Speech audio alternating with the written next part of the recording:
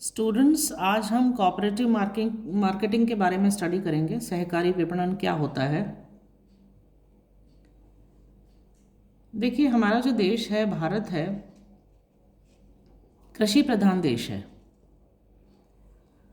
और भारतीय जो कृषि है, एग्रीकल्चर जो है इंडिया के अंदर, वो जीवन यापन करने का एक साधन है। जनरली किसान यहाँ पर एक बिजनेस के रूप में नहीं चलाते हैं एग्रीकल्चर को, क्योंकि उनके पास और कोई साधन नहीं है, कमाई का और कोई जरिया नहीं है। इसलिए वो एग्रीकल्चर को अपनाते हैं, कृषि को अपनाते हैं। और जनरली किसान की स्थिति तो आप सभी जानते हैं कि वह उचित मूल्य के लिए हमेशा बेचारा चिंतित रहता है। अपनी जो उपज होती है उसको सस्ते दर पर बेच देता है वह। अगर किसान को उसकी जो प्रोडक्शन है, उसकी जो उपज है, उसका उचित मूल्य मिल जाता है, यानी कि फेयर प्राइस मिल जाती है, तो वो अधिक उत्पादन के लिए प्रोत्साहित होता है, मोटिवेट होता है। लेकिन भारत में जो एग्रीकल्चर मार्केटिंग है, कृषि विपणन की जो दशा है, बहुत ही दयनीय दशा है। जनरली क्या होता है कि जो फार्मर्स हैं, वो अपनी जो उपज है व्यक्तिगत स्तर पर उसको बेचते हैं और वो व्यापारियों के माध्यम से बेची जाती है। ये जो व्यापारी होते हैं या बिचौलिए होते हैं, या जिसे हम मध्यस्थ कहते हैं, ये किसान की कमज़ोरी का फ़ायदा उठाते हैं और उनका शोषण करते हैं। ये कम कीमत पर उपज को खरीदते हैं और उपभोक्ताओं को ऊंचे मूल्यों पर उसको बेचते हैं, जिसके परिणाम स्वरूप क्या होता है कि जो उत्पादक है, जो किसान है, उसे अपनी उपज का उचित प्रतिफल नहीं मिलता है, उससे वंचित हो जाता है वो। और जो कंज्यूमर है, उसे ज़्यादा कीमत पर बेचा जाता है तो उसको भी लॉस होता है, उसको भी हानि होती है, और बीच वाले लोग इसका फ़ायदा उठाते हैं। हमारे देश में, भारत में, फार्मर्स संगठित नहीं हैं, और ये जो मिडिल मैन है, इनका सामना करने में हमारे किसान, हमारे फार्मर्स असमर्थ हैं।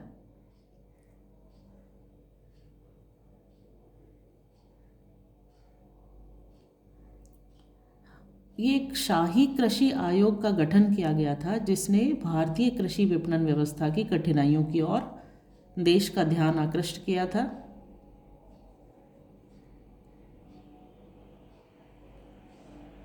तो सबसे पहले इसमें हम समझते हैं कि सहकारी विपणन होता क्या है, ये है क्या कोऑपरेटिव मार्केटिंग।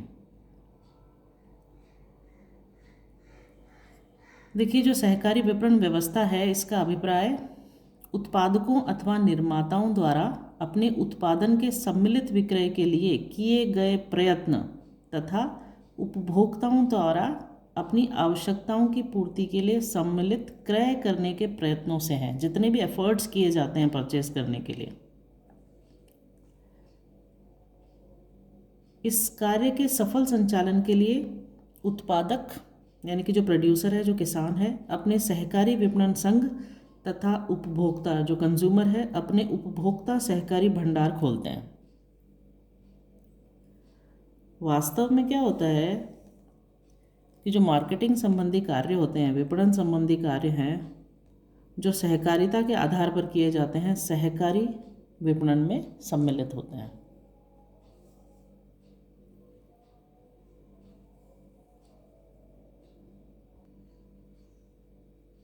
अनेक अर्थशास्त्रियों ने सहकारी विपणन, यानी कि जो कोऑपरेटिव मार्केटिंग है, उसको डिफाइन किया है, उसकी परिभाषा दी है। एक बहुत इम्पॉर्टेंट परिभाषा दी गई है FAO द्वारा। FAO के एक विशेषज्ञ रहे हैं मार्गरेट डिग्बी। उनके अनुसार सहकारी विपणन से तात्पर्य उस पद्धति से है। वो कहते हैं कि जो कोऑपरेटिव मार्केटिंग है, वो मेथड है जिसके अंतर्गत किसानों तथा उत्पादकों का एक वर्ग अपनी वस्तुएं उपभोक्ताओं तक पहुंचाने से संबंधित कुछ या सभी काम पूरा करने के उद्देश्य से संयुक्त हो जाता है, यानी जॉइंटली काम करते हैं। कौन? किसान, यानी कि उत्पादक जो वस्तुओं को बना रहा है, वो। एक और परिभाषा है जो बेकन और शार्स ने दी है। इनके अनुसार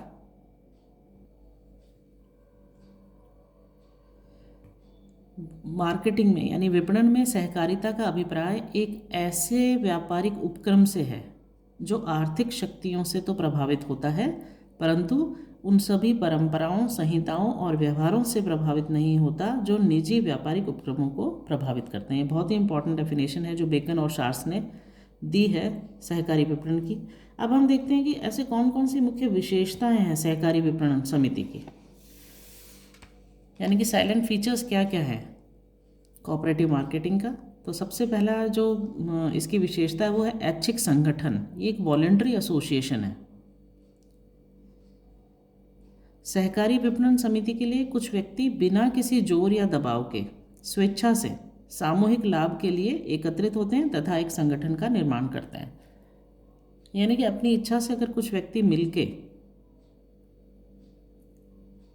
सामूहिक लाभ के लिए इकट्ठे होते हैं और एक संगठन का निर्माण करते हैं तो वो कोऑपरेटिव मार्केटिंग कहलाता है।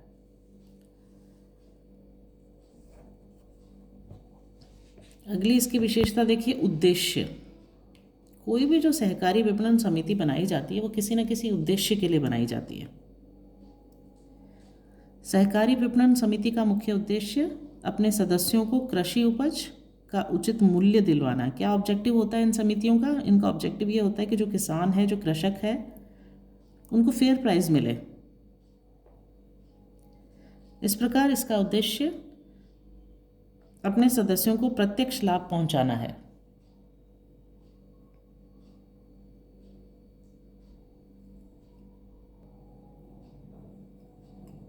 अगली विशेषता है लोकतांत्रिक संगठन, डेमोक्रेटिक ऑर्गेनाइजेशन। सहकारी विपणन समिति का गठन लोकतांत्रिक आधार पर गठित किया जाता है, डेमोक्रेटिक आधार पर गठित किया जाता है। क्या मतलब है इसका? इसका मतलब है कि यह समिति सदस्यों की ही होती है और किसके लिए काम करती है? सदस्यों के हित के लिए काम करती है। सदस्यों द्वारा निर्वाचित रिप्रेजेंटेटिव्स होते हैं उसमें और उन्हीं के द्वारा इसको चलाया जाता है, संचालित किया जाता है। अगली विशेषता है इसकी सहकारिता के सिद्धांत, कोऑपरेटिव प्रिंसिपल्स। ये जो समितियां होती है ये सहकारी सिद्धांतों के आधार पर संचालित की जाती है। ये समितियां सदस्य किसानों की उपज को उचित मूल्य पर बेचकर उनकी आर्थिक स्थिति को सुधारती है। क्या फ़ायदा होता है इन समितियों से? इन समितियों से ये फ़ायदा होता है कि जो किसान है उसको एक फेयर प्राइस मिलती है।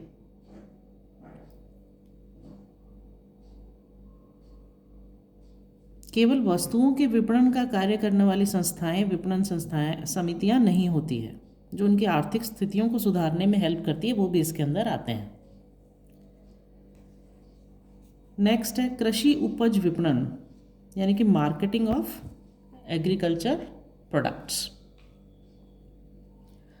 ऐसी जो समितियां होती है इनका मुख्य कार्य क्या होता है? इनका जो मेन वर्क होता है वो होता है कृषक की उपज का विपणन इस प्रकार करना, यानी कि मार्केटिंग को इस प्रकार करना कि जिससे जो फार्मर्स हैं, किसान हैं, उनको अपने प्रोडक्ट का फेयर प्राइस मिल सके, उचित मूल्य मिल सके।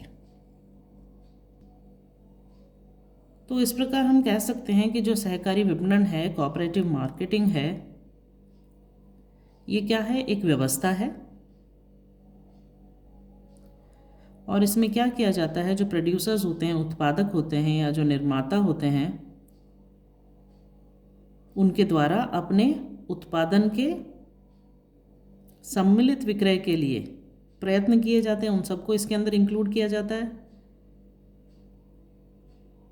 परचेज करने के लिए जो भी प्रयत्न किए जाते हैं उसको भी इनमें इंक्लूड किया जाता है। और इस काम के सफल संचालन के लिए जो उत्पादक है वह क्या करता है? वह अपने सहकारी विपणन संघ तथा जो कंज्यूमर है अपने उपभोक्ता सहकारी भंडार खोलते हैं। तो इस प्रकार हम कह सकते हैं कि जो सहकारी विपणन है उसके अंदर क्या क्या इंक्लूड होता है? वास्तव में मार्केटिंग से रिलेटेड जो भी काम होते हैं, जितने भी मार्केटिंग से रिलेटेड काम होते हैं, वो सारे काम जो कॉपरेशन के आधार पर किए जाते हैं, यानी कि सहकारिता के आधार पर किए जाते हैं, वो सब कोऑपरेटिव मार्केटिंग में इंक्लूड होते हैं।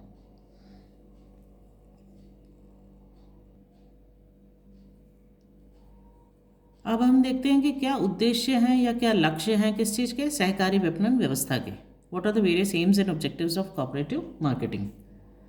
देखिए, जो ये सहकारी विपणन व्यवस्था है, इसका जो बेसिक ऑब्जेक्टिव होता है, जो मुख्य उद्देश्य है, वो क्या है? वो जो सदस्य हैं उनकी उपज को बाजार में बेचना है, उस बाजार में बेचना है जिस बाजार में उस उपज का फेयर प्राइस मिल सके, यानी कि उचित मूल्य मिल सके, फेयर प्राइस।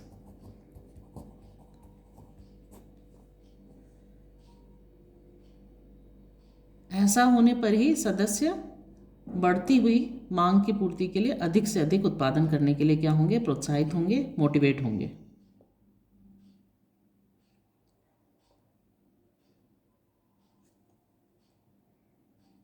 शॉर्ट में हम कह सकते हैं कि एक सहकारी विपणन समिति के बहुत सारे ऑब्जेक्टिव्स हो सकते हैं। उसमें सबसे पहला क्या हो सकता है? सबसे पहला, जो फार्मर्स हैं, जो कृषक है, उनकी सौदा करने की शक्ति को बढ़ाना, सदस्यों को उत्पादन का उचित मूल्य दिलवाना, जो मिडिलमैन है उनको हटाना, अनावश्यक मध्यस्थों को हटाकर कृषकों के लाभ में वृद्धि करना। और अगर ऐसी कोई समितियां हैं जिनका फाइनेंस, जहां पर वित्त की प्रॉब्लम है, यानी कि फाइनेंस की कमी है, तो वित्त की कमी वाली समितियों को वित्तीय सहायता प्रदान करना, उनको फाइनेंशियल हेल्प प्रोवाइड करना, फाइनेंशियल एड प्रोवाइड करना। और उत्पादक वस्तुओं के मूल्यों में स्थायित्व लाना, उचित व्यापारिक नीतियों का विकास करना, यानी कि ऐसी पॉलिसीज़ बनाना जो किसके लिए हेल्पफुल हो? कृषकों के लिए हेल्पफुल हो, उसमें हेल्प करना।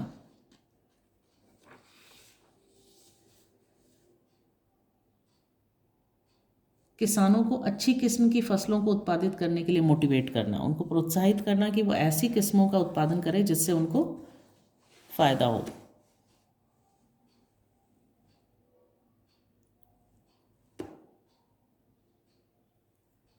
तो ये थे सारे ऑब्जेक्टिव्स, उद्देश्य सहकारी विपणन के, कोऑपरेटिव मार्केटिंग के।